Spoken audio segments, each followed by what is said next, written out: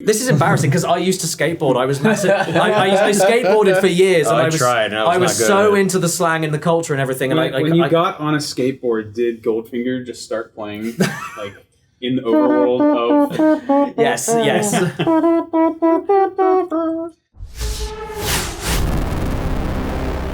A no-brainer spin-off and an unexpected hit, and two of the best arcade games on the console.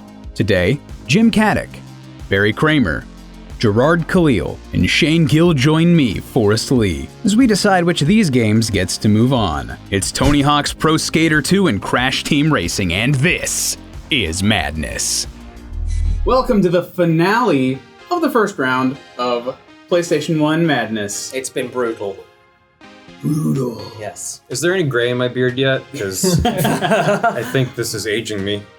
So today we are talking about two of the best games with wheels on this. That's really good. More specifically, 4 wheels. 4 wheels. It's Tony Hawk's Pro Skater 2 specifically, and Crash Team Racing. Tony Hawk's Pro Skater 2 was a landmark moment for an entire generation of gamers. Introduced all of us to a bunch of bands I'm sure most of us had ever even listened to. Shaped our interest in not only music but skating culture. Spider-Man's playable in it. I don't even know what I need to say. This game is phenomenal. It holds up today. It's still fun. Still makes you feel awesome. You can pull off a 900 if you're good enough. And you can collect the secret tape. It's so of its day, it's embarrassing. Or if you just put on Moon Gravity. Or just put on Moon Gravity and then nothing like that. It's got secrets, it's got cheats, it's got collectibles, it's got unlockables, it's got videotapes. It's got videotapes behind the scenes stuff of the developers skinning their knees. It's great. It is a Quake 2 level. It has basically a Quake 2. Skate Heaven is the weirdest level I'd ever experienced as a child. And lived in the back of my brain until we just revisited it the other day. Are you aware of this level where you are sent into space and you're on a It's a hunk of floating rock called Skater Heaven. And if you fall off, the gods laugh at you. Yeah. I've never played it. I was going to counter everything you said with Crash Team Racing has an alien that wants to turn the world into a parking lot. I'm done. So I'm thoroughly defeated. You know what that parking lot would be okay, real good no, for? to be fair, Wait, you know what that parking lot would be real good for? What? Skating in. Oh.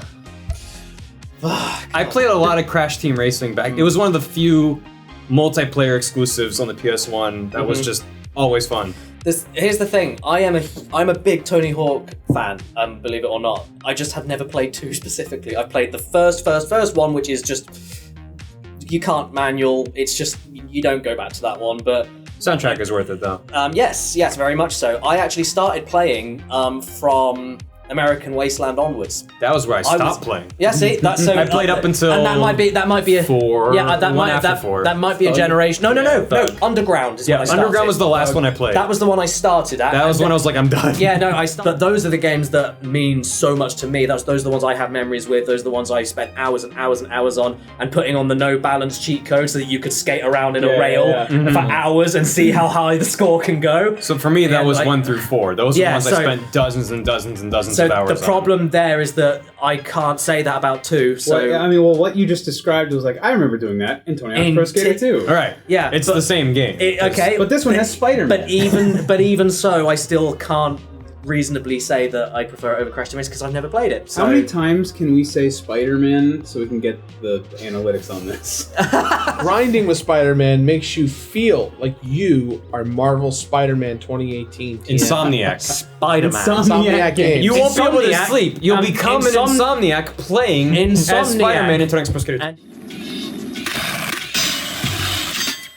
Okay, so Caddy, I feel like I interrupted you when you were about to go into what you loved about Crash Team Racing. Oh no, I wasn't about to go into it, but yeah, Crash Team. I've done a whole video about how much I love that game. It's incredible. It is, as far as I'm concerned, tied maybe with Mario Kart 8 Deluxe, my favorite kart racer of all time. It's just, I think it is dated that well. It feels heavy and chunky. The sound effects are incredible. The soundtrack isn't the best from Crash, but it doesn't matter because there's so much chaos going on.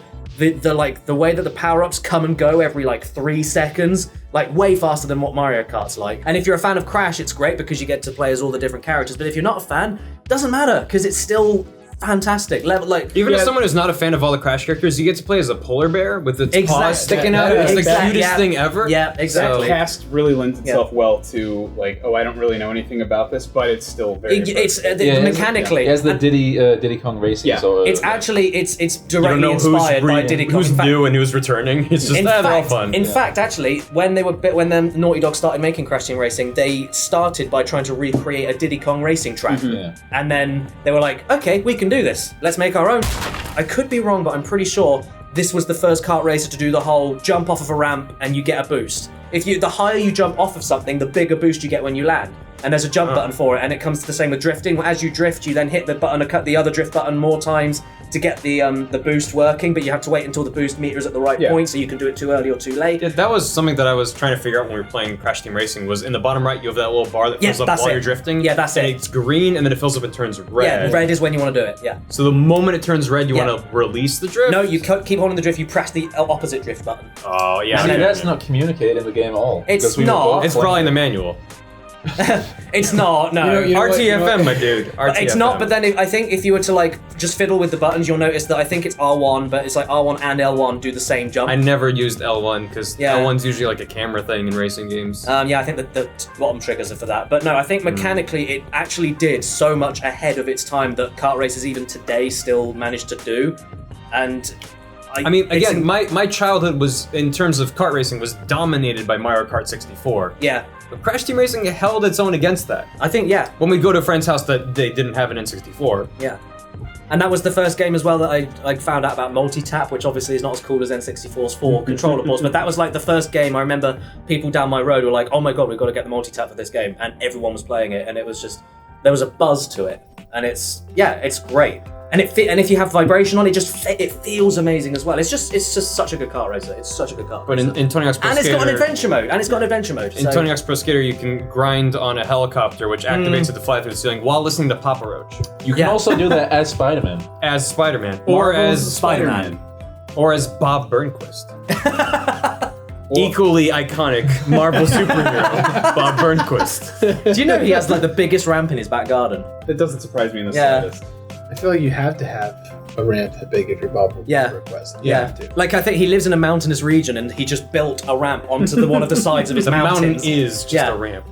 But again, I'm sure if I played Pro Skater 2, if it's similar to the later ones, I'm sure this would be the most difficult choice in the world. You were talking off camera about how Tony Hawk's Pro Skater 1 was really very rough. It's very rough. Very rough. Yeah. Tony Hawk's Pro Skater 2 is where they took it and were like, this is an amazing game now. Yeah. All other Tony Hawk games will copy this. It's kind of like the jump from Crash 1 to Crash 2. Okay, we're going to make everything better. I was actually surprised how much fun I had. Yeah. So, but then this is something else you got to consider. So you can look at Tony Hawk Pro Skater 2 as the biggest jump imaginable, but then with Crash Team Racing, came from developers that had no idea what they were doing with kart racing, and they weren't even supposed to make it. It was a bonus game. Their contract with Universal hadn't run out yet, and they were like, let's do a kart racer. And the way it's that good, I think it's quite a testament to how it's how like well GoldenEye all over again. Yeah, I think that one of the biggest strengths about Crash Team Racing is the fact that there is multiple options to experience the game, and it doesn't focus on multiplayer. I mean, it does split screen, of course, and multi-tap, but I think, to me, a good tale of a kart racer is one that eliminates the need to play with friends. Yeah. If the game is good enough for you to play it by yourself, then of course the multiplayer attached to it's going to be phenomenal. Yeah. And I think that's one of the strongest things about CTR, is that it has a really well thought out level design with its story and adventure mode. Yeah, absolutely. And also the boss races. Boss races are really cool. They've got their own little cutscenes. Even the track designs. It doesn't look as detailed as the other Crash games, but you can tell it's like Crash. It's just stylistic. Well, I guess they had to emphasize the frame rate or prioritize. Yeah. The frame rate absolutely. Yeah. The visuals, because it's such a fast pace. Yeah, you can only do one or the other. It is rock solid though, especially but PS1. But even with Diddy Kong Racing, I know that the debate between Diddy Kong and Crash Team Racing is going to go on for the rest of time. But even with, if you're talking visually, it probably looks better than Crash Team Racing, but I just think Crash Team Racing has more, even if you don't know what Crash Bandicoot is, it just has more character to it. It's cartoonier. I think one of the things that works against Crash Team Racing is, I feel like if you're going to play a game like Mario Kart, Crash Team Racing, Diddy Kong Racing, kind of Diddy Kong, so what it wasn't, you sign up for a legacy of characters in a legacy game. Like Smash Bros versus PS All Stars. Right, right. Guess, Well, like for instance, if you are playing Mario Kart for the first time, there's a good chance that you might end up on Mario's circuit, which goes by Peach's Castle. If you might play Rainbow Road, like you might play the lores of the game that kind of there. Crash Team Racing, as someone who loves Crash Bandicoot, I don't think it really nailed the vibe that I was playing Crash Bandicoot. I think it does because you have all the plant enemies from Crash 2 in Papu's pyramid, and then you got the sewer level, which is iconic for Crash 2. Taking enemies and putting them in a world is one thing, but what I think Gerard was saying is the world itself doesn't feel like you're like driving around the island. Oh, I see. I don't feel like I'm playing. Generic. I don't feel like I'm playing a level from Crash Bandicoot. I feel like I'm playing a level. I think the difference is I look at it as maybe instead of looking at it as I'm driving around Crash Bandicoot's world, I'm driving across new levels that I recognize as themes from the older games. I agree with Gerard, and I think it's in part because a lot of the character of Crash's world comes from the detail, from the textures. Yeah, that's a good point, yeah. I think especially because it needs to run at a solid frame rate and it's a much more expansive world, the environments are a lot simpler in Crash Team Racing than they are in a mainline Crash game. So you don't have these fine textures showing like faces in the walls and stuff. It's just like, yep, that's a stone wall, go. You're driving. So you lose a lot of that character, and that makes it come across as more generic. Yeah, I guess. Even if it was like one-to-one, like you're racing through a Crash level, it would be the layout of the level that's familiar, not the actual art which Mario itself. Kart does really, really well, because it does feel like you're going through like Mario 64 in a car sometimes. So I grew up in an area where they would not set a Tony Hawk's Pro Skater level. People like you guys grew up in LA, right? Mm-hmm. Yeah. I'm curious how like Manhattan. That there's like Venice Beach. Yeah. Did those levels good question. feel like cool to you? The whole game felt cool to me. Yeah. Fair. I mean, as far as like, what is like? Are you asking like, does the aesthetic match? Yeah. Like the wanderlust part of the game. I feel like the Venice Beach level definitely did, but I think the rest of it just because of given the age that we were in and the time investment that we were in that game, I don't think so. Like you could literally just call like this warehouse that's located in New York City. You can call it like the Bangarang Room, and it's like nothing in New York looks like that, but you wouldn't know because we've never been to New York before. Yeah, we were kids, right? In the case of Venice Beach, I don't know of any location that's actually inspired by that place, but there are enough things, kind of similar to what CTR was like, right? There are enough things there, like the ramps, the hobos, the plants. They're not magic hobos. They're not all of them can ollie the magic hobo, but it has enough familiar sentiment and settings there to sell it. Yeah. The school, for instance, like the school the school that we went to looks nothing like the school that's in the game. Well, it's got to be able to be rampable and grindable, and like everything's got to be built around it. Yeah, you know, like I've never been to an airplane hangar before, but like holy crap, that looks sick. Like, right? Because it's also not just the layout; it's when you're doing the main missions. You're spelling the letters skate throughout the level. You're trying to get hidden tapes, dollars. There's all these weird objectives you're trying to do. Okay, you were talking about like grinding on helicopters and stuff. Does it do that kind of stuff on the ground? If you're in the school, instead of just rails everywhere, you'll grind on top of the lockers and stuff like that. Do you use the environment? It's like railings and cool. And like handicap ramps leading up to. I'm so pissed off I never got this when I was a kid. I would have loved this game. No, the levels are really well done. But yeah, it's like. The Venice Beach level is identifiably a Los Angeles, Southern California beach. It's like lots of concrete and palm trees and some sand and hobos. But it was like I was too focused on what I had to do in the levels. Just like, yep, it's Venice. I wasn't like, I could go there in real life because I'm playing Tony Hawk. I don't want to go to the beach in real life. I want to play Tony Hawk. I'm not really sure if that question was worth a lot. I was just kidding. No, it's a fine question. Yeah, but it adds to the character of the game. It makes you remember, like you just said, like you picked levels out of your head. Like it makes you remember what you actually, even though ostensibly you're doing the same thing. Like with Crash Team Racing, you're racing cars, and with Tony Hawk, you're skateboarding and doing tricks and making combos. But it's all the standout things that make you go when you play it again. You want to go, let's go there. Yeah. Spider-Man has a power where he jumps off his board and he throws it and then he webs it back. Yeah. Does whatever a Spidey can. Insomniac's Marvel Spider-Man. Spider-Man. Spider sense tingling. So the aesthetics might not be important, but one thing that definitely is the controls. And we've already talked about the controls of Crash Team Racing. The controls for Tony Hawk's Pro Skater 2, we were playing it on stream.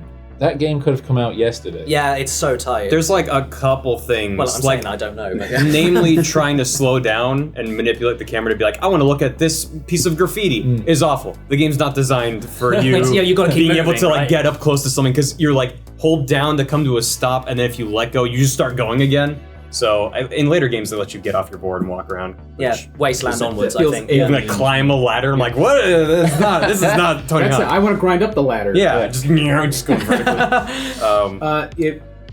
I think it's emblematic of how good this game is that when we were streaming it, it was the only one where all four of us Forgot we were streaming.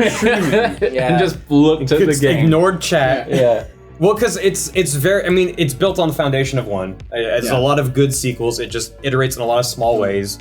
I don't even remember exactly what was added between 1 and 2, but like being able to grab onto the lips of pipes and stuff like that. I remember that being new. I The think manualing. As Manualing. Gary said. Yeah, yeah. this being able to may, chain this tricks may with sound manualing. really dumb, but I think when I think of Tony Hawk Pro Skater, I'm a big guy on like word association. Like when I say blue, that means you're sad. When I say this, for me, Tony Hawk Pro Skater, when I hear that, I hear fun.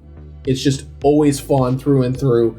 No matter what character you're playing as, no matter what level you're playing as, the music is always just rocking out. You almost, I wish that you could like hot swap. I don't know if you guys did this, but when I was a kid, I would purposely restart levels just to hear the track that I wanted to then continue and play. I'm pretty sure in Wasteland you could customize the playlist. You could get rid of songs and I did that all the time. Yeah, there definitely wasn't a thing in the earlier. Yeah, that games. was- It also that would've wasn't been the cool. full song. You got like a 2-minute clip, Yeah. right? Yeah, and they like just loop faded that. out. But that's Yeah, weird. yeah, But that's yeah. weird though, because even in Wipeout, that you could pick the song that you wanted before going in. So like, Big points against Tony Hawk then. Garbage game. But that's one of the things, and what you were saying as well, where it feels like it could have come out yesterday, that the controls built on the foundation of the first one. It's like square is all of your flips, circles all your grabs, triangles grind. Don't play the port that came out a couple years ago. Don't do that. but Don't do play Spider-Man. I've saved the part from good skating forever. Speaking of Spider-Man, we got to wrap up soon, guys. Oh yeah, because yeah. Sorry to Webb, but I got a sling. I just got to swing off that. I'm gonna break your arm and put it into a sling. I'm gonna vote clean, easy. Tony Hawk Pro Skater 2. No questions asked. I'm surprised. Just saying. What you said earlier about word association, you say Tony Hawk's Pro Skater 2. Immediately, the visuals that pop into my mind are me and my brothers scrambling in a level like hangar, seeing who can get the biggest ridiculous combo, just mashing the square and circle, doing all these ridiculous tricks, and it is just fun. It's fun. And it's still fun.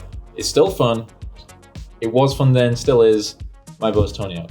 You know, Crash Team Racing is not a bad game, I know. but you know what they say: roses are red, violets are blue. Tony Hawk's Pro Skater 2. That is what they say. That is what they say. You know, Well, Dad's I mean- made that tweet. Yeah, yeah, he did, didn't he? And then like everyone stole the meme. Yeah, Shout outs to Daz. yeah. Hey, Daz, how's it going? Cheers to you, Daz. And also shout outs to Crash Team Racing because I'm voting that on my own.